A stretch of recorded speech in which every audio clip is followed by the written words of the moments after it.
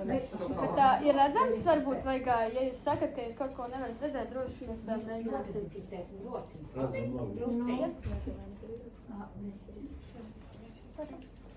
Tātad, labdien, mēs esam ieradušās no Latvijas Universitātes ekonomikas un sociālo zinātņu fakultātes, un mēs mācāmies programmā komunikācijas zinātne. Un tātad eksāmena ietveros mēs jums šodien pastāstīsim, kā droši rīkoties internetā un kā izvairīties no dažādām krāpniecībām. Un mūsu tāds kā sauklis, ja virsraksts šai lekcijai, ir drošs solis digitālajā vidē. Tātad mēs vēlamies jums brīdināt, ka mēs paši sevi filmēsim, lai mēs varam šo video aizsūtīt lektorei. Bet vai jums būtu kādi iebildumi, ja pēc tam, kā jūs darbojaties, mēs arī uzņemtu dažus attēlus? Un tie attēli tikai tiks izmantoti šī eksāmena ietveros, tie nekur netiks publicēti. Ja? Tātad šis ir mūsu saturs, par ko mēs šodien īsumā jums pastāstīsim. Un tātad, kas vispār ir internets un kā tas mums var palīdzēt? Varbūt nāk tuvāk, lai viņi labāk dzird. Jā, Ja gaismiņu, man liekas, nevajag uz ekrānu, jo tad neredzēs. Jā, to gaismiņu nevajag, jo tad neredz. Jā, šitā labāk. Tātad internets ir kā viena liela biblioteka, kurā mēs varam atrast gan jebko, sākot no ziņām, laika ziņām, līdz pat dažādām receptēm un grāmatām. Tā ir arī vieta, kur mēs varam sazināties ar saviem tuvajiem, piemēram, ģimenes locekļiem, draugiem, draudzenēm, izmantojot, piemēram, e-pastu vai WhatsApp.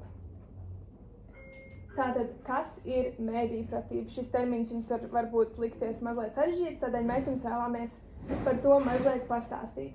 Tātad, mēdīpratība nozīmē spēju kritiski izvērtēt to, ko mēs lasām vai redzam internetā, un saprast, vai šī informācija ir uzticama. Un, diemžēl, internetā ir ļoti daudz šīs nepatiesās ziņas, kuras jūs var maldināt, tādēļ ir ļoti svarīgi viņas izvērtēt, un vai jums ir nepieciešamība ar viņām dalīties tālāk, un to, kā šo izvērtēt, mēs jums pastāstīsim nedaudz vēlāk.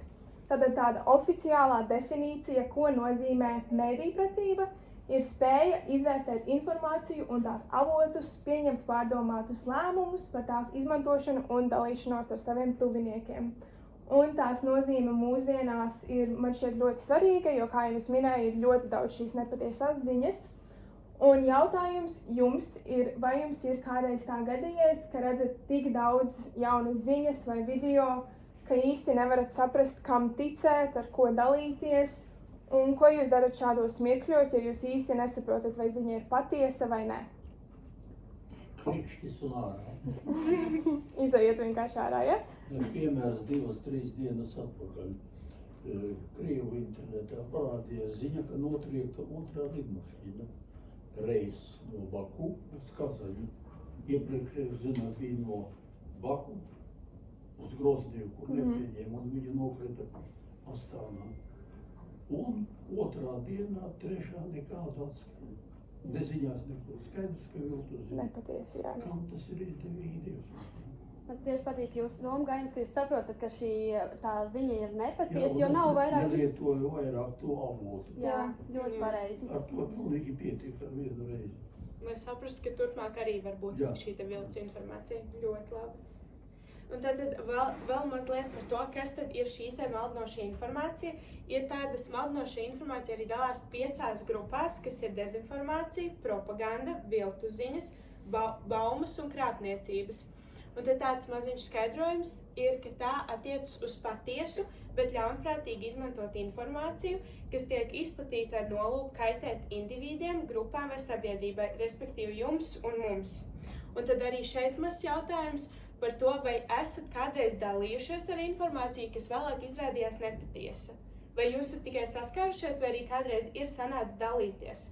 Piemēram, kā kungs pirms tam minēja par šo te karu, par lidmašīnām, un viņš dalās ar to tālāk. Kaut vai, un pēc tam viņš saprot, bet tas taču ir nepatiesi, vai ne? Jums ir tā kādreiz gadījies, vai jūs tā īsti, nav tā bijis? Grūti tā iedomāties, jo mēs, kad arī veidojām, mēs sapratām, ka šis jautājums ir tiešām sarežģīts, jo pat mums ir grūti iedomāties, vai mēs esam dalījušies, vai mums ir vispār bijusi tāda saskara. Un ja esam, tad dažreiz mēs pat nezinām beigās to, vai ir Jā. Vispirms tu izdari, un pēc tam tikai saproti, ka Jā, tas tiešām. Jā. nebija tas patiesība, un to varēja nedarīt, un tu to jau izdarīji. Jā, un citreiz tu pat nezini to, vai tā tad bija patiesība beigās vai nebija. Un tad šeit mazliet pastāstīšu, kas ir īsti dezinformācija un vēl šie 3 termini. Tātad dezinformācija ir apzināti izplatīta nepatiesa informācija, lai maldinātu. Tātad galvenais atslēgas vārds ir apzināti. Un misinformācija ir nepatiesa vai maldinoša informācija, ko cilvēki izplata neapzināti. Man ļoti patīk piemērs, ko kungs minēja, un tad arī to var tā teikt. Ja es tagad izplatīšu informāciju, zinot, ka tā ir nepatiesa, tad tā ir dezinformācija, bet ja es izplatīšu informāciju, nezinot, ka tā ir nepatiesa, tad tā ir misinformācija. Tātad maldinājumi ir izdomāti stāsti vai krāpnieciskas ziņas, un propaganda ir informācija, ko izmanto, lai ietekmētu sabiedrisko domu konkrētam mērķim. Varbūt izklausās mazliet sarežģīti, bet šeit mums ir mazi piemēri. Tātad dezinformācijas piemērs, kur ir rakstīts, ka Krievija izplata viltus ziņas par koronavīrusu. Kampaņas mērķis ir vairot satraukumu, paniku un bailes, kā arī neļaut cilvēkiem iegūt ticamu informāciju par viltus un drošības pasākumiem, lai no tā izvairītos. Tātad maldinoša informācijas piemērs, ar ko varbūt jūs arī esat saskārušies, ka jums sūta viltus ziņas. Un konkrēti šī ziņa ir datums un ir rakstīts, jums ir jāierodas Rīgas apgabaltiesā, lasiet vairāk pievienojoties saitai. Un šeit jūs noteikti varat redzēt, ka saita ir apvilkta, jo tā nav pilnīga. Un tā neatbilst šeit te Rīgas apgabaltiesai. Un tad mēs propagandas piemērs, tas ir par to, kad notiek šis te karš Ukrainā, un tas mums ir aktuāli. Un tur ir uztaisīta arī šī karikatūra, kur ir rakstīts, turamies, mēs nedrīkstam nogurt. Un kāds eiropietis šajā gadījumā sēž gultā un skatās datorā un saka, es vairs nevaru, esmu noguris. Tas tādai ironijai, bet tā arī ir propaganda. Un tad ļoti mazliet par mākslīgo intelektu, lai var arī saprast, kā tas ir veidojis šo te lielu lomu mūsu sabiedrībā šobrīd. Tātad 2 zinātnieki, Andrejas un Maikls, definē mākslīgo intelektu kā sistēmas spēju pareizi interpretēt ārējos datus, mācīties no šādiem datiem un izmantot šīs zināšanas, lai sasniegtu konkrētus mērķus un uzdevumus, izmantojot elastīgu pielāgošanos. Ir daži sarežģīti un daži grūti saprotam vārdi, tāpēc mēs vairāk to gribētu pateikt, ka mākslīgais intelekts ir tehnoloģija, kas ļauj datoriem un mašīnām veikt gudrus uzdevumus, piemēram, mācīties, pieņemt lēmumus vai saprast valodu un pat atpazīt attēlus. Es gribētu jautāt jautājumu, varbūt, vai jūs vispār esat saskārušies ar šādu terminu mākslīgais intelekts, vai jūs par kādreiz dzīvē esat dzirdējuši kaut ko šādu? Nu, termins ir dzirdēts. Jā, nu tad mēs nedaudz arī šī prezentācijā tieši izskaidrosim tieši, kas ir mākslīgais intelekts un kāpēc tieši šis mākslīgais intelekts tā kā traucē mūsu mediju videi pašlaik. Un tad šeit būs mazā ātra spēlīte. Tātad šeit ir 2 attēli ar Amerikas prezidentu, un es jums uzdošu ātru jautājumu, un jums ir ar paceltu roku jāpasaka, kura no šīm bildēm ir mākslīgā intelekta veidota un kura ir patiesa. Jūs droši varat apskatīties, mazliet tā padomāt, kā jums liekas. Un te nav tā vai pareizi vai nepareizi atbild, mēs vienkārši gribam jūs kaut kādā veidā izglītot. Ja jūs ar to saskartos internetā, lai jūs spētu atpazīt. Varbūt var skaļi pateikt, kas tur redzams bildē pa kreisi, un skaļi pateikt, kas ir redzams pa labi. Tātad šī bildē ir redzams šis te prezidents ar policiju apkārt, tā it kā viņu aizsargātu vai kāds būtu viņam iepriekš uzbruktu. Un tad otrā bildē ir arī šis te uzbrukums, kur tas notika viņa runas laikā. Es domāju, ka pareizi tā. Tad kurš domā, kurš tad domā, kura ir pirmā? Kad šis ir mākslīgā intelekta, tas ir mākslīgais? Tā ir īstā. Un tad tā ir īstā. Jūs īstā domājat? Man ir gluži pretēji doma. Jā? Esmu pārliecināts. Ja Es domāju, kreisajā ka šis pusē ir- ir tas, ko es domāju, Trumps ar sašautu ausu. Tad tas ir īstā. Nu, es to Jā. Respektīvi, otrais labajā pusē ir mākslīgā intelekta. Ne, jums ir atšķirīgi viedokļi. Bet es gribu piebilst, ka šīs abās bildēs, man liekas, ir sašautavs, jo arī šī bildē ir sašautavs. Te ir asins. Nu, grūti noteikti jums saskatīt, bet jā, ko mēs gribam pieminēt, ka šeit tieši ir asinis. Nu, fakts bija tāds, ka viņš gāja projām un, nu, jā, es domāju, ka, es tomēr, ka tā ir īstā. Tad šī ir īstā, ja? Jā. Un šī ir mākslīgā intelekta. Šķiet, ka tā ir īstā. Otrādi. Nu labi, tad es jums mazliet pastāstīšu. Tad pareizā atbilde tas, ka šis ir mākslīgā intelekta veidots. Jo viņi ir paņēmuši vienu un to pašu situāciju tikai pēcāk, jo šī bija Trumpa uzruna, un tur arī tas viss notika, tā negaidītā apšaude. Bet šis ir mākslīgā intelekta izveidots, un pēc kā to var pateikt. Es ļoti ceru, ka jūs redzat jūsu ekrānā, bet šī bilde ir daudz spīdīgāka. Viņai, jūs neredzat, vai ne? Bet viņa ir tāda daudz spīdīgāka, tāda mākslinieciskāka, un vēl viena ļoti svarīga iezīme. Šajā konkrētajā bildē var redzēt, ka cilvēkiem ir nevis 5 pirksti, bet 6 pirksti. Vai arī, vai 3 pirksti pat, jā. Vai arī, ja jūs paskatāties, cik cilvēki apmēram ir apkārt, tad rokas ir daudz vairāk. Tādas mazas lietas, kuram tu ieskatoties, vari ļoti viegli atrast to atšķirību. Taču šī bildē viss ir kārtībā. Tur ir cilvēki, rokas un pirksti labi īsti nav redzami, bet šeit noteikti to var redzēt, piemēram, roka ar 4 pirkstiem. Ļoti žēl, ka jūs tā nevarat labāk redzēt, bet ja man nebūtu savienots ar vadu, es jums palaistu apkārt, varbūt pēc prezentācijas Bet jums doma ir parādīšu. skaidra. Tad, kad mājās sēdēs istabiņās pie datoriem, skatoties uz fotografiju, ja pamana kaut kādas anomālijas tajā fotografijā. Jā. Jūs zināt, ka tas Pirksti vai rokas daudz, vai, jā. Un tad man ir vēl viens piemērs. Un tad šeit ir tāds pats princips, kā jūs domājat, kurš ir patiess un kurš ir mākslīgā intelekta izveidots. Kurš? Stāstiet atkal skaļi, kas tur ir redzams. Tātad tas ir pāvests. Jā, un šeit viņš ir ziemas jakā, staigā diezgan lielā tumsā, acīm redzot. Un šeit viņš vienkārši sveicina sabiedrību. Es pieņemu, ka tas bija uz laivas, bet neesmu ļoti droši par to. Bet savā darba apģērbā. Jā, savā formā, kurā viņš arī parādās publikā ikdienā. Tur viņš tādā modernā Jā. mētelī, tādā Jā. kosmiskās krāsās. Vai varat minēt droši, Jā. pāvests ir kādreiz vispār redzēts, vai pāvests publikā drīkstētu iziet ar tādu Jā. mēteli? Jautājums tāds. Jā, es arī domāju, ka nē. Vai ne? Bet mākslīgais intelekts ar visu kaut ko viņam uztaisīt, ka viņš arī lūps ir uzkrāsojis. Tāpēc daudzreiz cilvēki uzķerās, jo liekas, ka varbūt tas ir kaut kas neiespējams, bet var taču visādi būt, un varbūt saģērbies citā apģērbā, bet tieši tā, kā atbilde ir. Un šis noteikti, tātad, jā, jūs jau domāju, jūs sapratāt, ka šis ir mākslīgā intelekta izveidots, un tas noteikti arī ir tas, kas veicina šo dezinformāciju, jo, ja es redzētu, es nezinātu par to iepriekš, man liktos, wow, Romas pāvests ir tā apģērbies, un es gribētu ar to dalīties tālāk. Bet tas ir mākslīgā intelekta izveidots arī par šo spīdīgumu un par to, ka viņš nekad šādā paskatā nerādītos sabiedrībā. Viņš vienmēr ir savā tērpā, un pie tā arī tas paliek. Nu, bet mākslīgais intelekts jau pats neveidojās, to veido cilvēki.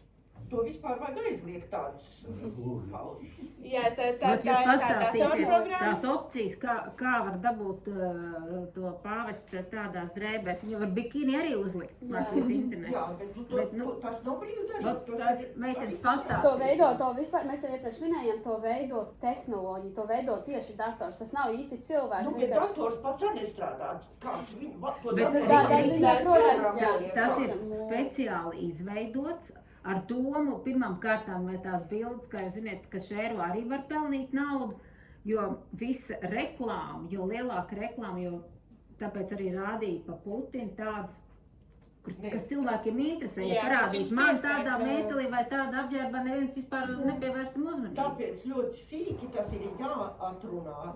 Jā. To nevar noķert ritiņu, tur jau tas āķis ir, jo autors fotogrāfijai nav, tas Jā. ir robots.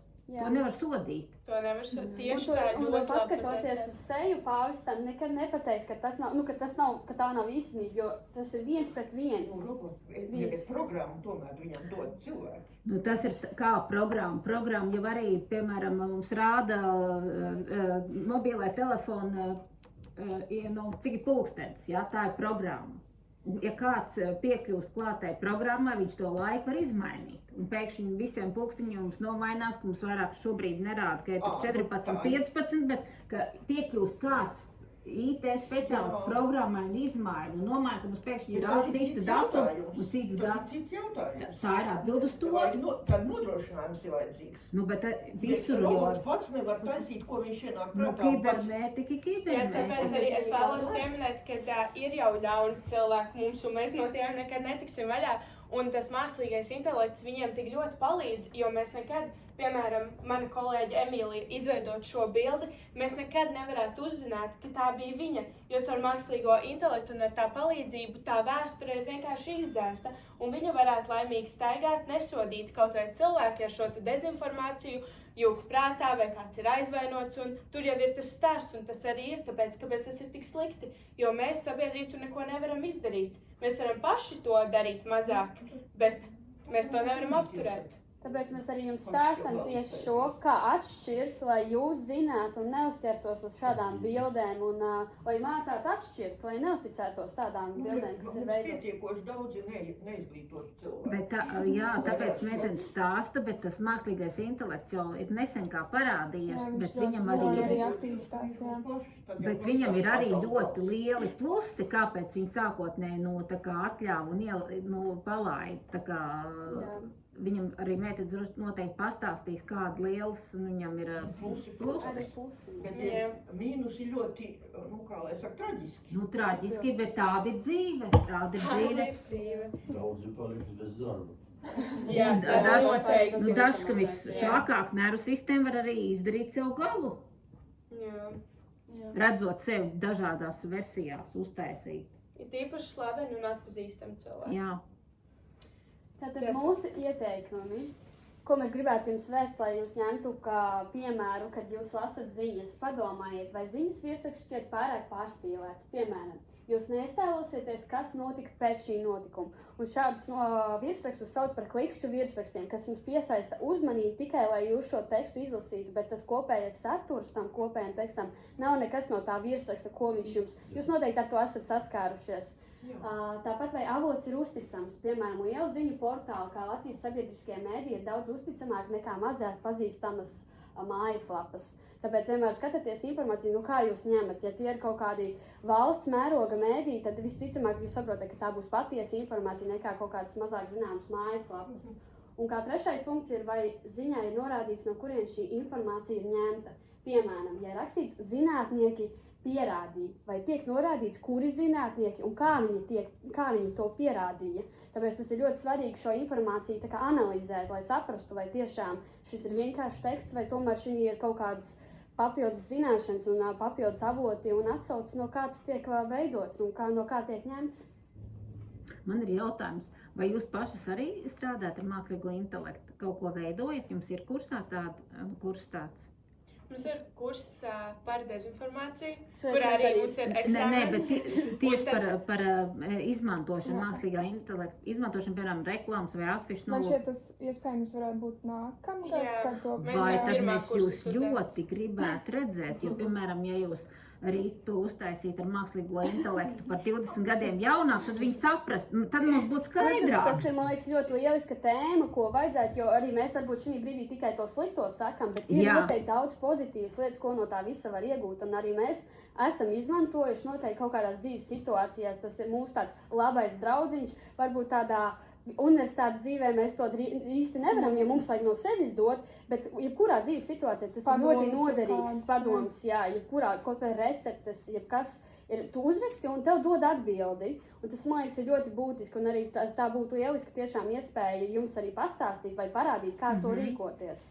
Un Jā, vēl viena piemēram. arī ļoti interesanta lieta ir, ko es varbūt ne līdz galam saprotu, bet ir cilvēki, kas ar šo te mākslīgo intelektu sarakstās kā ar savu draugu. Tu viņam var pajautāt, kā tev šodien iet, un viņš tev atbild. Un cilvēki, kuri jūtas varbūt kādā brīdī vientuļāki vai nesadzirdētāki. Viņi runā ar šo ierīci, kaut arī tas ir dators. Un Nav viņi zina, tas kad traģiski, tas ir atbild. forši. Viņi tik un tā iegūst kaut ko no tā. Tas ir forši, Jā. Rita. To mēs arī gribētu apgūt, vēl, Jā, kad jums būs laiciņš, var Jā. tieši tos sarakstīšanos. Tas ir ļoti forši, Ritiņa, jo viņš noķers to, par ko tu runā, un viņš bez mazliet tā kā koķitēt sāk. Jā. Tas ir ļoti forši. Tātad, un šeit atkal būs divi piemēri, kurus jau minēju, šos klikšķu virsrakstus, kas tā kā ir tā kā izaicinošie vārdi, kas varētu piesaistīt to uzmanību. Un kā pirmais ir Latvijas laikapstākļu prognozes nākamajai nedēļai. Un otrais piemērs ir šokējoši. Zemei draud briesmas tuvāko dienu laikā. Un, jūs noteikti saprotat, kurš no šiem ir šis klikšķu virsraksts, kas piesaista uzmanību. Tāpēc ieteiktu noteikti vairāk pievērst uzmanību, kas ir vienkārši ar parastiem vārdiem paskaidrots virsraksts, jo tur noteikti būs patiesāk un arī vairāk izplatītāka doma par to visu nekā šādi virsraksti ar izsaukumu vārdiem. Es pajautāšu Dzidrai, jo Dzidras kundze arī tā labi neredz. Es vispār neredzu. Bet jūs dzirdat. Es jums uzdošu tādu jautājumu. Tur ir divi tādi plakātiņi, uz viena ir rakstīts Latvijas laikapstākļu prognozes nākamajā nedēļā. Un saulīt uzzīmēt un mākonīca lietutiņu. Latvijas laikapstākļu prognozes nākamajā nedēļā. Informācija tāda, kur uzklikšķinot jūs varēsiet lasīt. Un otrs parādās šokējoši izsaukuma zīme. Zemē draud briesmas tuvāko dienu laikā. Izsaukuma zīme. Un izsaukuma zīme un Tornado. Kur jūs vērt vaļā? Vai to, ka zemē draud briesmas, vai to, ka Latvijas laikapstākļu prognozes nākamajai nedēļai? Nākamā nedēļa ar to pirmo. Jā. Nākamā nedēļa. Jā. Un par to tornado, jo tas izklausās muļķīgi kaut kur. Protams, Latvijā muļķīgi. Vai ne? Ļoti pareizi. Ļoti pareizi. Un šeit ir vēl 3 piemēri par šiem klikšķu virsrakstiem, ko varbūt arī jūs saskaraties. Kā pirmais ir ārsti brīdī, vēlās brokastis ir bīstams veselībai. Lai gan bieži mums liekas, ok, ārsti kaut ko saka, tas varētu būt patiesi, bet realitātē tā nav, visticamāk, mēs uziet uz šo rakstu, tur nebūtu nepamatojis, kurš ārsts to ir teicis, nebūtu pierādījumu, tāpēc šis vienkārši virsraksts ir tāds, lai pievērstu jūsu uzmanību. Otrais ir šausminoši. Sieviete vēloties uzlabot izskatu sejā injicēt cepameļu. Pirmkārt, jau tas virsraksts jau liekas muļķīgs, ja, bet mums interesē, mēs gribam izlasīt, varbūt mēs gribam kļūt skaisti, mēs gribam tagad injicēt savu cepameļu, bet realitātē tā nav patiesība. Sievietes injicē botulīnu, lai grumbas nebūtu, un to preparātu es nezinu, es domāju, vēl labāks preparāts varbūt. Es palasītu. Jā, tieši tā.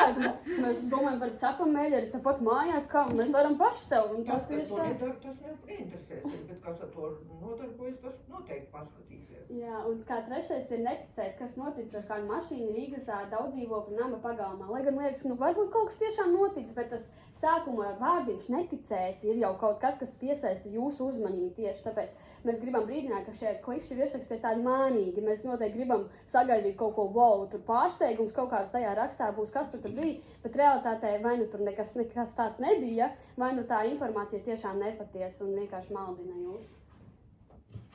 Un tātad par kritisko domāšanu, kā pasargāt sevi. Mēs esam izvirzījuši tādas 3 lietas, kas būtu jāievēro, kā piemēram izmantot drošas paroles. Parolē jābūt garai, sarežģītai, kā piemēram Ziedi 2023 izsaukuma zīmīt. Būtiski uzsverot, ka ir jābūt 8 rakstzīmēm, gan lielajiem burtiem, gan mazajiem burtiem, cipariem un kādam simbolam izsaukuma zīmītai jautājuma zīmēm, jo tādu paroli ir ļoti grūti uzlauzt. Tā kā ir vajadzīgs tieši šī kombinācija, lai jūsu paroles neviens neuzlaust un neatkrātu jūs. Kā arī otrais punkts, esiet uzmanīgi ar ēpastiem. Nekad neatveriet nezinām sūtījumu ēpastus vai saites. Un trešais, pārbaudiet vietnes drošību. Uzticamas vietnes sāks ar drošības zīmi HTTPS. Tā kā, un mūsu jautājums bija, kuras informācijas avots jūs visbiežāk izmantojat? Kāpēc jums šķiet tie uzticami? Kur jūs esat? Nosauciet variantus. Jā, kādas informācijas avots jūs Delfi vai? Es vēl pilnīgi droši. Jā. Noteikti arī televīzija. Televīzija arī skatāties, vai tur lasat kaut kādas Latvijas mēdīs, vai skatāties ziņas? Neskatāties? Valentīna ļoti daudz skatās televizoru, Jā. radio klausaties. Radio arī ļoti Vai ne? svarīgs. Dzidras kundze arī skatās televizoru, Neredzu vairs. bet klausaties, Jā. klausaties. Arī informācija nonāk arī caur ausīm, ne tikai caur Jā. acīm. Arī informāciju uztveram vienkārši kopā sanākot. Viens pastāstīs, Jā. redzēja, kā pa televizoru stāst, ka sievietes tagad iņicē cepamēļu. Un otrs tās trešajai. Tā arī tā informācija nonāk. Aiziet, jā, tieši Tā tā. arī rodas tā dezinformācija dienas beigās. Un tas, kas to izgudro, viņš ir ļoti laimīgs. Jā, jo viņam- visi tagad domā, ka cepamēļu mēs vajam iņecēt sejā. Tā kā tieši Maksimā viņu visu izpēta. Tad viss Jo ar iet uz tādu urā. tas arī ir darīts. Visam jau ir apakšā kaut kāds zemteksts. Kaut kāda precīta neiet, piemēram, aptiekā iestāvējies kaļķis, un tagad sāk teikt, ka tas kaļķis tablets ir ļoti labi, ko vannu mazgāt. Visi sapērk kaļķa Jā. tablets un sāk vannu mājās Jā. bērst. Kā tad atpazīt viltu ziņas? Varbūt jums ir kādas idejas, ko jūs varat teikt, ko jūs izmantojat, lai atpazītu šīs viltu ziņas? Lai gan mēs jau dažiem punktiem pārgājām pāri, arī jūs teicāt, bet varbūt jūs varat uzsvērt, kas būtu tieši tas, kā jūs izvērtējat šo. Nu, piemēram, es YouTube daudz sēžu, ja? Bet ja ir kāda ziņa, kas pilnīgi apzināti kaut kas neiespējams, visticamāk nemaz nevar vaļā. Jā, Nu, tas ir. parasti viņš neatkārtojas un tas ir. Tā, man liekas, ir vislabākā rīcība, jebkurā gadījumā. Protams, ir savādāks rīcības, kā tur bloķēt to reklāmu vai ziņu vai ko, bet, manuprāt, vislabākais ir vispār nevērt vaļā. Ja jūti, ka tas ir viltus, labāk vispār nevērt vaļā, jo tā atvēršana vaļā visbiežāk beidzas ar to, ka tu jau esi iekšā tajā visā burbulītī, lai tev vienkārši tajā brīdī tu saņemtu šo gan viltus informāciju, gan arī kādu krāpniecības Un, veidu. ja kaut kas tiešām tāds ir noticis vai notiks, viņš noteikti parādīsies. Vēlreiz. Arī Jā. citos. Jā, Noteikti. jā, Kaut vai vakarā panorāmā. jā. Par to Astenas lidmašīnu tūlīt pat bija ziņa. Par otru nevienā, ne čiku, ne grafu, nu pilnīgi apzināti. Iesmērēta. Un vēl arī ļoti svarīgi ir pieminēt par to, ka tomēr ir labi, kad jūs neatverat, jo internets ir ļoti gudrs palicis. Un ja jūs vienreiz atvērsiet, viņš noteikti vēl turpmāk viltus ziņas jums parādīs vēl biežāk. Ja jūs neatvērsiet un jūs vienkārši pašķirsiet uz priekšu, viņam nebūs nekāds pamatots iemesls, lai jums to rādītu vēlreiz. Jo internets ir gudrs, un viņš zina, ja jūs pirmoreiz to nedarījāt, varbūt jūs to arī nedarīsiet otroreiz. Bet ja jūs atvērsiet, izlasīsiet no augšas līdz lejai, tad ir iespēja, ka jums atkal šī viltus ziņa parādīsies vēlreiz pēc kāda laika, bet pavisam Tūlīt, Dzidras citādāk. kundze. Vēl drusciņi būs jāizpilda, dosiet tās anketītes, pēc tam atkal paturpināsim, savādāk viņa aizies. Viņa pie medmāsas grib aiziet. Viņa atnāks. Un tad neaizskries medmāsas. Apsēžieties, Dzidras kundze, viņa atnāks pie jums. Tūlītās, jā. Tūlīt mēs Tad, tūlīt beidzam, mums ir jāpabeidz. Jā, varbūt mazliet atkārtošos, bet pastāstīšu par galvenajām pazīmēm, kā tad jūs varat atšķirt uzticams ziņu avots no dezinformācijas. Galvenās pazīmes, ka ziņa ir patiesa. Ziņa nāk no pazīstama un uzticama avota, valsts vai starptautiskās iestādes atzīta mēdī. Ir atsauces uz konkrētiem faktiem, datiem, oficiālām organizācijām vai ekspertu viedokļiem. Informāciju var pārbaudīt citos uzticamos avotos. Un tad galvenās pazīmes, ka ziņa var būt nepatiesa, nav atsauču vai ir minēti anonīmi eksperti, ziņa publicēta aizdomīgā mājaslapā, aicina uz ātru rīcību vai klikšķināšanu, informāciju nevar pārbaudīt citos uzticamos avotos un pārspīlēti vai šokējoši virsraksti, kas raisa emocijas. Un tagad mazliet, es tad, ja kādam ir jāiet vai kāds Tūlīt nevar dodies, mēs nosēdēt, ātrāk es jums iedošu šīs te lapas, un jūs, Jā, mēs kopīgi lasīsim skaļu, kopīgi skaļu domāsim. Jā, tā tad ir praktiskais Jā, tas ir uzdevums. tās praktiskais darbiņš, kur mēs izveidojām. Meitenes pieiet pie Mēs katra varam klāta, palīdzēsim noteikti. Vai pirms tam to zīmolu var paņemt līdzi? Vai šito zīmolu pēc tam var paņemt līdzi? nu, ja jūs ļoti vēlaties, tas ir tāds marķieris. Marķies, tas nav zīmols. Jā. Tā palīdzēt Tā. Klausieties. Es jūs mazliet varu vēl palūgt ātri jūsu uzmanību. Jūs redzēsiet, tur drīz būs 3. uzdevums. Un 3. uzdevumam, ja jūs redzat šī tik tālu, būtu labi, ja jūs šīs bildītes iegaumētu. Jo uz lapas tās bildītes nav tik kvalitatīvas un nevar tik labi saprast. Jā, tā kā es jums vienkārši gribu teikt, ka jūs šo varat skatīties kā 3. uzdevuma palīdzību.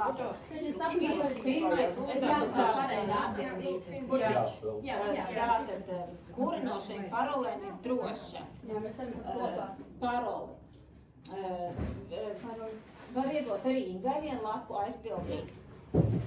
Un Inga cik nāc lūdzu šeit. Tev labs Valentīnai. Un kopā ar Valentīnu varēsiet tā izdarīt. Palīdz arī Valentīnai vienlāpā. Latvija. 19.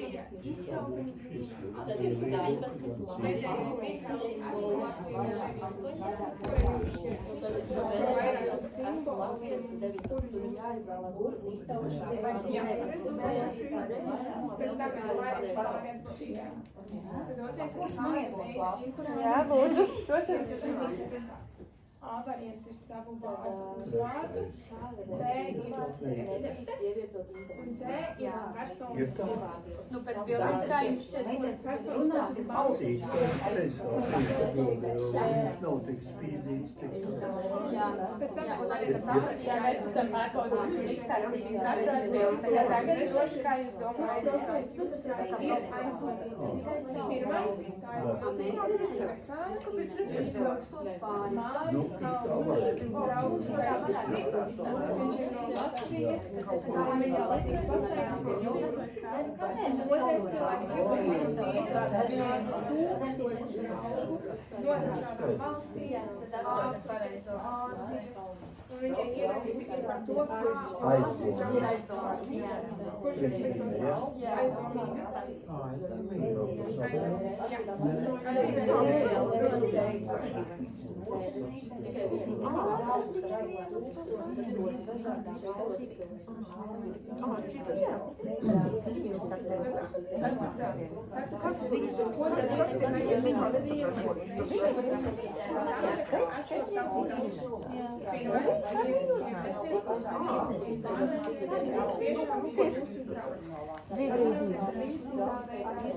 Otrais variants ir nekavējoties atbildēt lūdzēt vairāk informācijas, tad jūs uzsākat sarunu.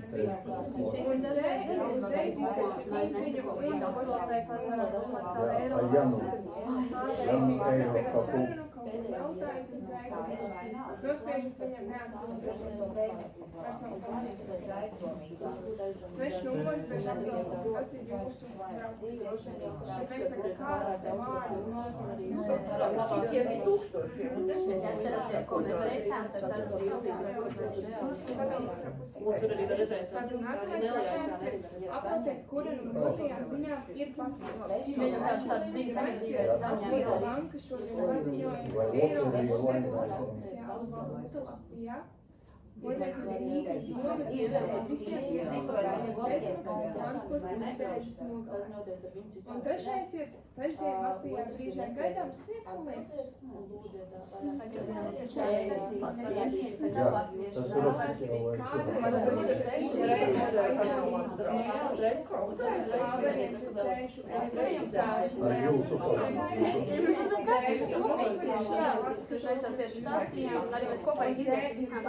cauri e-pastu, tā kā varēs paskatīties, kam bija referēts. Jā, droši. Septītais ir, kas jāskatās pirms atverat interneta vietni. To mēs tikko izteicām. A ir vai vietne sākās ar šo vārdu, otrais ir vai vietne ir labs dizains. Trešais ir vietne ir daudz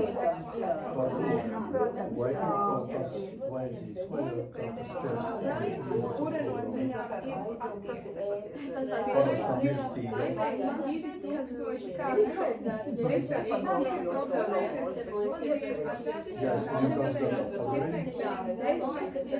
tas programmas arī darbojas. Un, ka tur būtu trešais ir atgādināt, ka mums ir bankas konceptu otrais, vai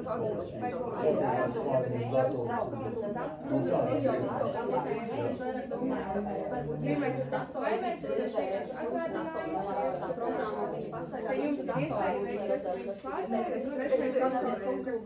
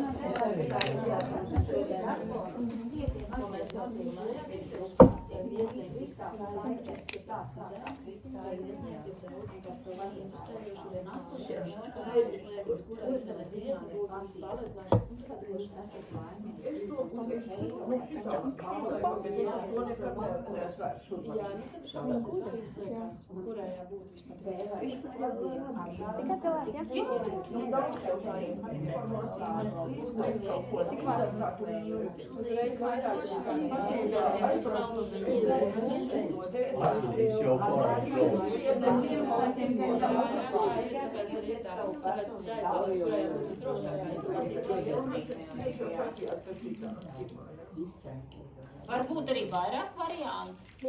Viens tikai ir pareizs variants. Mēs tūlīt iziesim. Jā, cauri, tā kā tas jau forši, ka dalās visam viedokļiem. Paldies, liels, ka jūs atnācāt. Mēs iedosim vērtības, te bija sarūpējušies. Jā, mēs jums uz izpildību.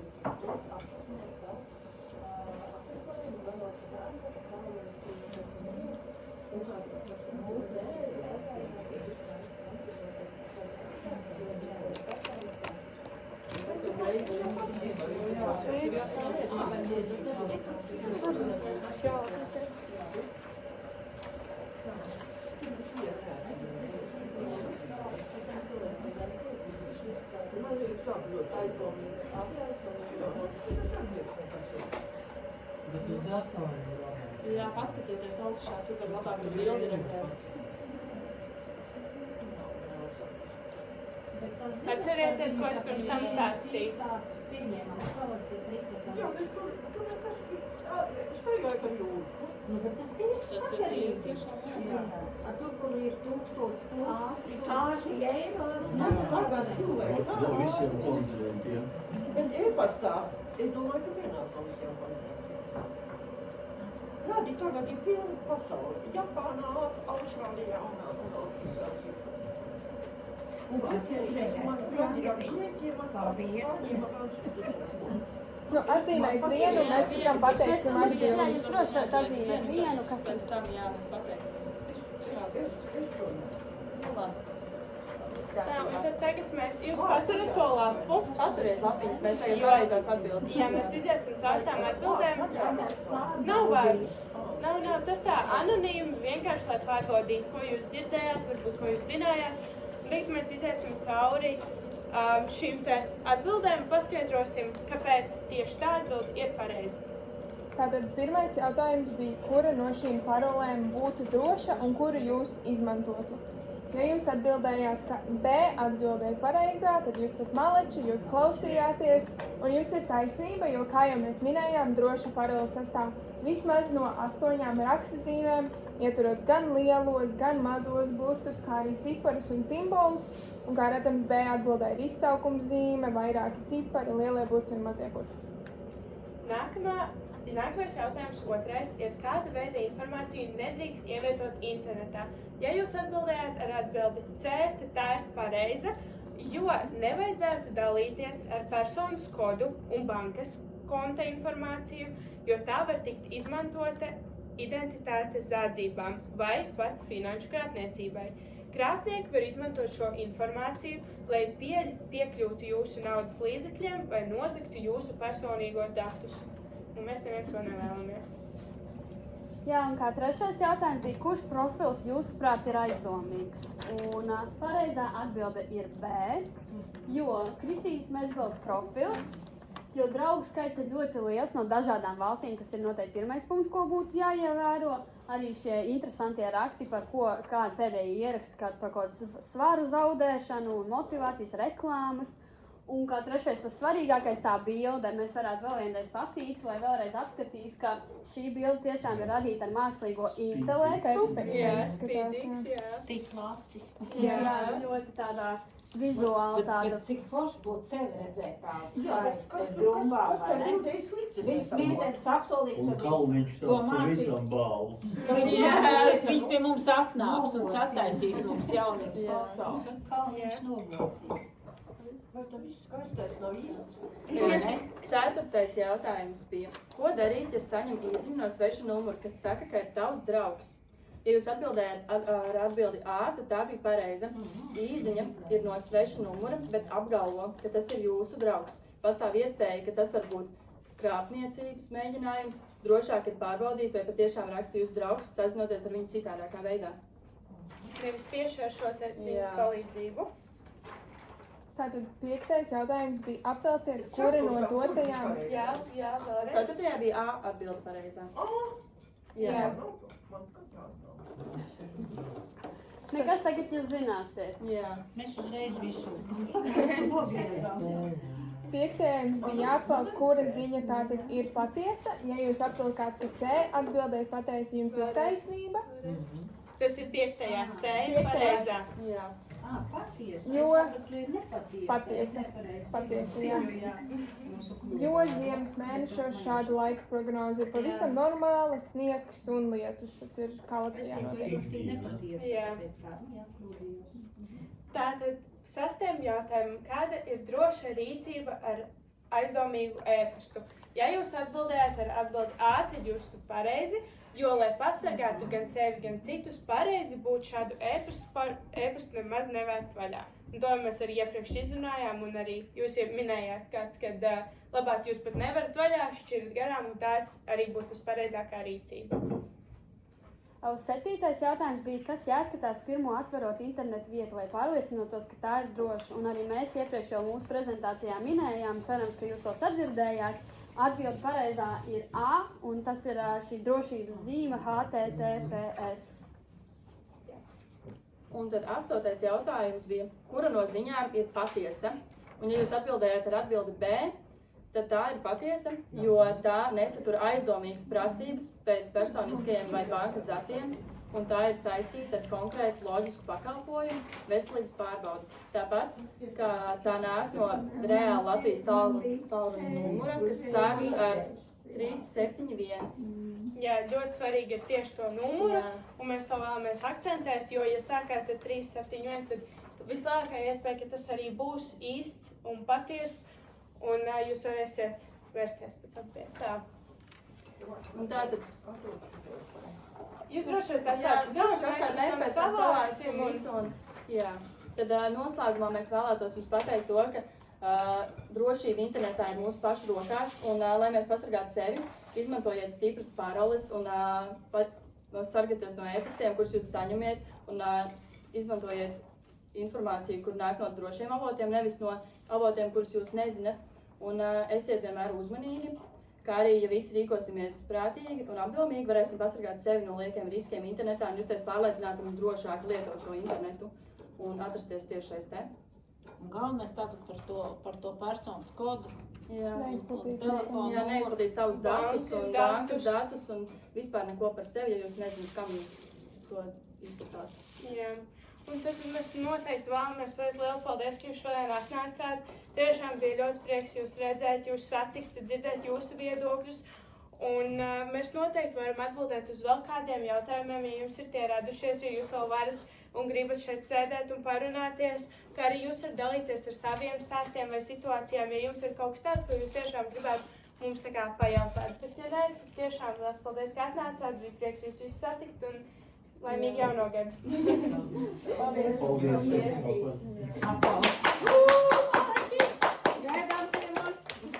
Ar mūsu jaunības dienas foto.